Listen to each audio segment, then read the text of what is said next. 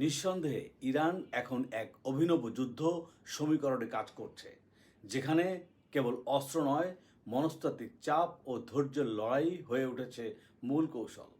আজকে শোনাবো ইরানের রণকৌশল সম্পর্কে। ইসরায়েলের আধুনিক প্রতিরক্ষা প্রযুক্তির সীমাবদ্ধতা ইরান ভালোভাবেই বোঝে।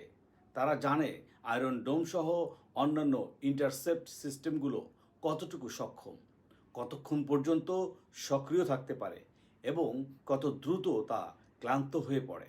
আর তাই ইরান প্রতিদিন 10 থেকে 40টি মিসাইল ও ড্রোন ছুড়ে প্রতিরক্ষা ব্যবস্থার স্নায়ুর উপর ক্রমাগত চাপ প্রয়োগ করছে, যাতে প্রতিটি সিদ্ধান্ত হয়ে ওঠে একটি মানসিক দ্বন্দ্ব। কোনটা আগে থামাবে, কোন শহর আগে রক্ষা করবে। এই চাপ ইসরায়েলের গোয়েন্দা সংস্থাকে বাধ্য করেছে প্রতিটি ইন্টারসেপ্টরের ব্যবহার নিয়ে বারবার ভাবতে। ছোট শহর না বড় শহর, বাণিজ্যিক অঞ্চল না জনবসতি, এই সিদ্ধান্তগুলোর মধ্যে যত দ্বিধা ঢোকে ততটাই ব্যর্থ হয় নির্ভুল সিস্টেম। ইরানের লক্ষ্য একটাই, এই যুদ্ধকে দীর্ঘায়িত করা। কারণ ইরান জানে ইসরায়েল কেবল 10 থেকে 12 দিন টিকে থাকতে পারবে। তারপরই অস্ত্র ঘাটতি, প্রযুক্তির সীমা এবং মার্কিন সমর্থনের উপর নির্ভরতা শুরু হবে।